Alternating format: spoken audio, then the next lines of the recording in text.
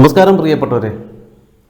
വളരെ പ്രാധാന്യമുള്ള മലയോര മേഖലയെ സംബന്ധിച്ച് ഏറ്റവും അധികം പ്രാധാന്യമുള്ള ഒരു സംഭവത്തിലേക്കാണ് അല്ലെങ്കിൽ ഒരു വിഷയത്തിലേക്കാണ് നാട്ടുവാർത്ത ഇന്ന് പോകുന്നത്.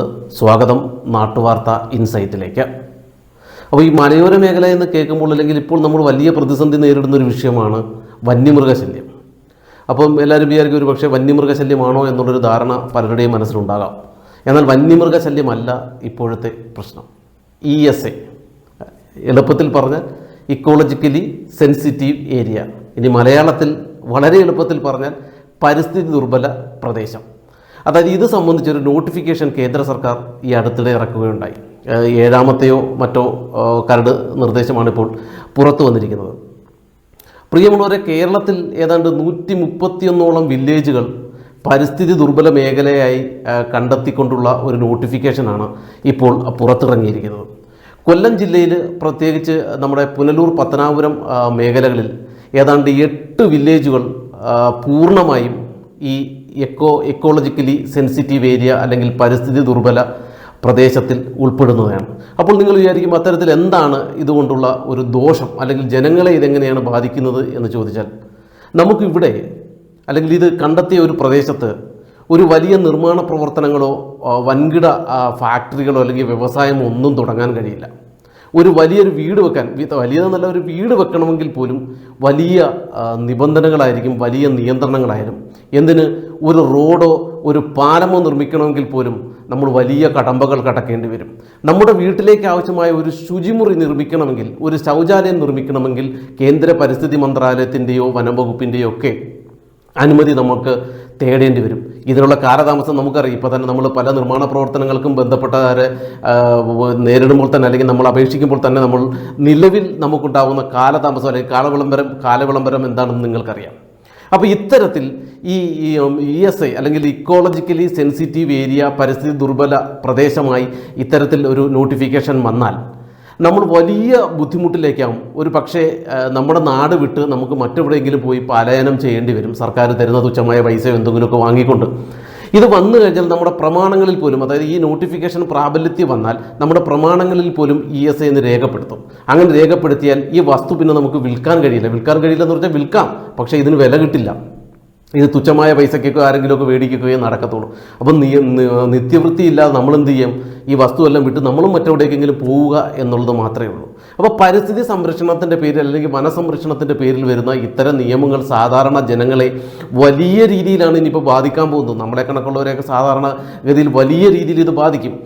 കൊല്ലം ജില്ലയിലെ നമ്മുടെ ഈ കുളത്തൂപ്പുഴ തന്നെ എടുത്താൽ, കുളത്തൂപ്പുഴയിലെ തിങ്കൾകരിക്കം ഒപ്പം തന്നെ കുളത്തൂപ്പുഴ, ഈ 2 വില്ലേജുകളിലെ ഭൂരിഭാഗം പ്രദേശങ്ങളും ഈ എക്കോളജിക്കലി സെൻസിറ്റീവ് ഏരിയയിൽ വരികയാണ്, പരിസ്ഥിതി ദുർബല മേഖലയിൽ വരികയാണ്.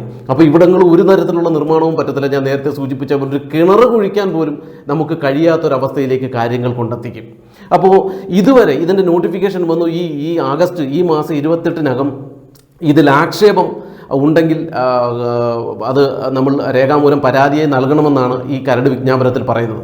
അപ്പോൾ ഇതിൻ്റെ ഏറ്റവും വലിയൊരു എന്താ പറയുക, ഇതിൻ്റെ ഏറ്റവും വലിയൊരു ഗുരുതരമായൊരു സംഭവം, ഇതിൻ്റെ പൂർണ്ണമായിട്ടുള്ള ഒരു വിവരങ്ങൾ ഇതുവരെയും സംസ്ഥാന സർക്കാരും പുറത്തുവിട്ടിട്ടില്ല.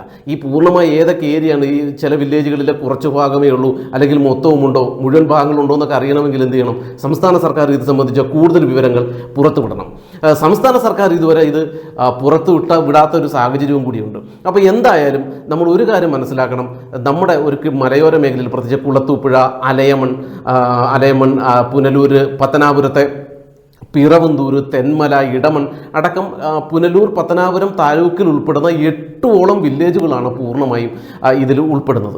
അപ്പോൾ ഈ വില്ലേജുകൾ ഉൾപ്പെടുമ്പോൾ നമുക്കിവിടെ ഞാൻ നേരത്തെ സൂചിപ്പിച്ച പോലെ നിർമ്മാണ പ്രവർത്തനങ്ങൾക്കപ്പുറം നമ്മുടെ ഒരു നമുക്കെന്താ പറയുക, നമ്മുടെ കുഞ്ഞുങ്ങളുടെ, നമ്മുടെ മക്കളുടെ വിദ്യാഭ്യാസ ആവശ്യത്തിനോ അല്ലെങ്കിൽ നമുക്കൊരു അസുഖം വന്നാലോ നമ്മുടെ വസ്തുവിൻ്റെ ഒരു പ്രമാണം കൊണ്ടുപോയി പണയം വെക്കാൻ പോലും നമുക്ക് കഴിയത്തില്ല എന്നുള്ള ഒരു വലിയ ഒരു ദുരവസ്ഥയിലേക്കാണ് നമ്മൾ ചെന്ന് എത്താൻ പോകുന്നത്. അപ്പോൾ ഇതിന് വേണ്ടുന്നത് അപ്പം ചില മലയോര മേഖലയൊക്കെ കേന്ദ്രീകരിച്ച് ചില ഇതുമായി ബന്ധപ്പെട്ട് വർഷങ്ങൾക്ക് മുമ്പേ ആവിഷ്കരിച്ച അല്ലെങ്കിൽ രൂപീകരിച്ച ആക്ഷൻ കൗൺസിലുകളും മറ്റ് സംഘടനകളടക്കം ചില പ്രതിഷേധങ്ങളും നിയമ നടപടികളിലേക്ക് ഇപ്പോൾ പോകുന്നുണ്ട്, പരാതിയൊക്കെ കൊടുക്കാനുള്ളൊരു തയ്യാറെടുപ്പുകളൊക്കെ നടത്തുന്നുണ്ട്. പക്ഷേ ഇതുകൊണ്ടൊന്നും ഒരു കാര്യവും ഉണ്ടാകാൻ പോകുന്നില്ല. ഇതിൻ്റെ അകത്ത് ക്രിയാത്മകമായ ഇടപെടൽ സർക്കാരിൻ്റെയും ജനപ്രതിനിധികളുടെയൊക്കെ ഭാഗത്തു നിന്നുണ്ടാണ്. ഒപ്പം തന്നെ ഇതിൽ രാഷ്ട്രീയം മറന്ന് സാധാരണ ജനതയുടെ ഒരു പൊതുവിഷയമായി, ഗുരുതരമായ ഒരു പൊതുവിഷയമായി സാധാരണ ജനതയെ കുടിയിറക്ക് ഭീഷണിയിൽ നിന്ന്, കാരണം നമ്മൾ വസ്തുവൊക്കെ ഇവിടുന്ന് വിട്ട് എങ്ങോട്ടെങ്കിലും പോകേണ്ടി വരും. ഒരു ആയുഷ്കാലം കഷ്ടപ്പെട്ടുണ്ടാക്കിയ നമ്മുടെ വസ്തുക്കളൊക്കെ ഉപേക്ഷിച്ച് നമ്മൾ എങ്ങോട്ടാണ് ഇനി പോകേണ്ടത്?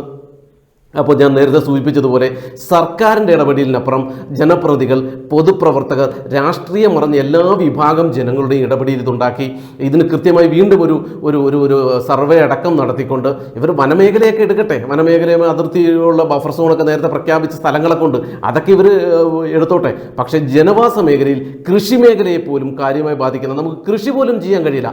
അത്തരത്തിൽ വലിയ തരത്തിൽ മലയോര ജനതയെ കൊല്ലം ജില്ലയ്ക്കപ്പുറം കേരളത്തിൽ ഞാൻ ആദ്യമേ സൂചിപ്പിച്ചു 131 വില്ലേജുകളാണ് ഈ സെൻസിറ്റീവ് ഏരിയയിൽ വരുന്നത്.